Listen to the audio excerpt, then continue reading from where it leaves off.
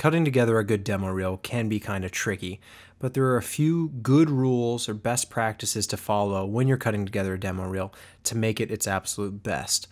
The first thing you need to keep in mind is that you need quality content. Now, if you're cutting together a cinematography reel or an editing reel or an audio reel or putting together a photography portfolio, whatever it is, you need to have quality. This is the best of the best.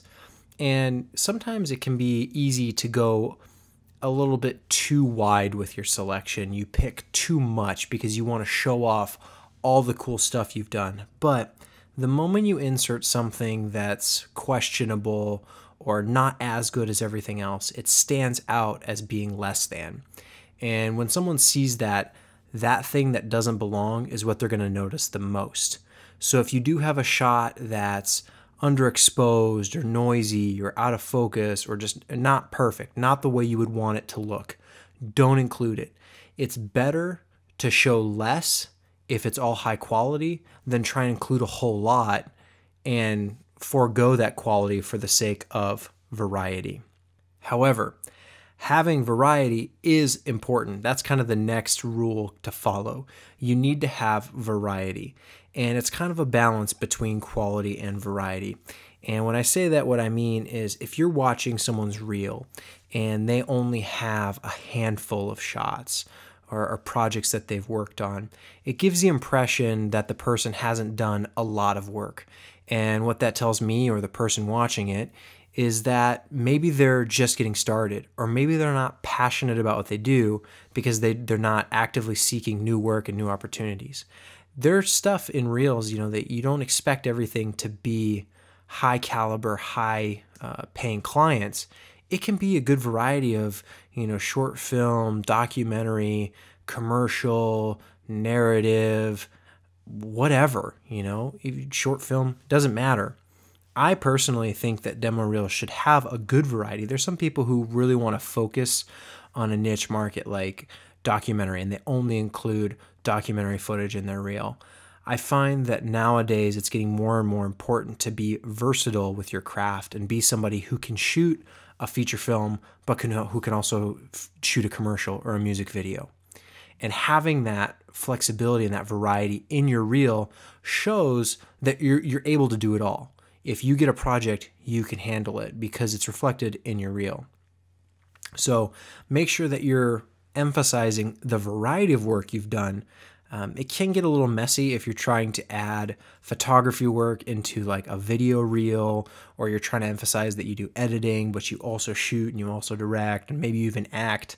That can get a little tricky. So I'd stick to maybe one profession or one career that you'd like to have and that you're trying to amplify. You can cut different reels for different things. You can have a directing reel, an editing reel, and a cinematography reel. That's totally fine.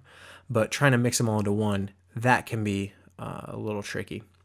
The third and final thing that I'd say is that the edit itself, the edit of the reel, should be fairly complex. This is something that my personal reel, the most recent reel I have is from 2012 because I haven't gotten around to cutting a new one. I'm in the process of making a new one. But what I'm really focusing on is the complexity of the edit itself. It's really easy to throw some nice looking shots together, slap some music on it, put a title and upload it. But what I'm looking for and what other people are looking for when they're watching reels is they want to see, they're looking for that quality. And so often the visual quality puts it at a certain level, but if you add in the audio that goes with that scene or that fits, a sound effect that matches with what's happening on screen, it can take it to that next level. And if you edit it together in a way that tells a story or creates interest, it takes it to that even next level to where you're amplifying the visuals, if that's what you're trying to amplify itself.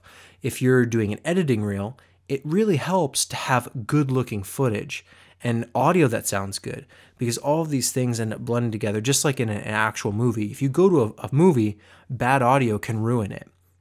Bad footage can ruin it. So if just one piece of the edit is off, it can detract from the reel itself. And conversely, if it's all really good, if the audio sounds great, if the shots look great, if it's a tight edit, it helps amplify the reel overall. And it's more than just picking, a classical song or some nice looking shots.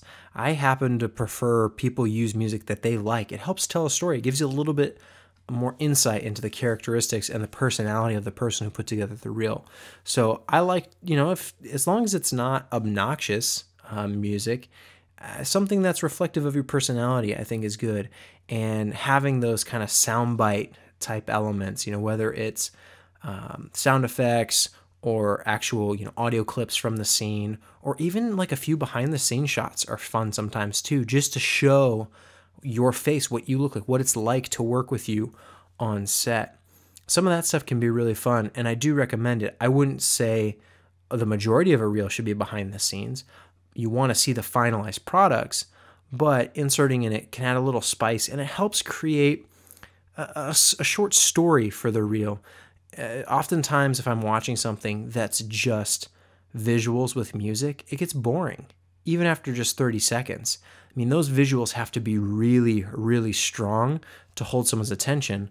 Whereas if you have audio or you have these like little behind the scenes clips, sound effects help leading the viewer through the piece. Even, titles, extra text information that can give a little bit more insight to what a particular project was.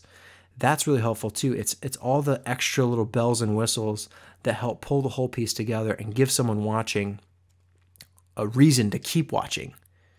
So that's what I'd say. If you focus on those three aspects, you'll make a perfect reel. You need to have quality, pick the best of the best, lose the junk, but make sure you're focusing on variety. And if you don't have enough content to fill out your reel, go shoot more. There's no shame in asking a couple friends to stand in and doing some test shots and mocking up a fake scene. It doesn't have to be an actual project that you worked on, but just something that shows your technical capability and shows that you're passionate about what you do. It'll help add that variety and beef out your reel if you don't have enough. And then that third and final thing is just focus on the edit. I assume most people are probably editing their own reels, but if you're not, find an editor who's going to do a good job and picking good music and putting together something that's more than just visuals with music, because that's kind of the bare minimum, and you really want to impress people with your reel. You don't want it to just be this bland, boring, what everyone else does. So keep that in mind next time you're cutting together your demo reel.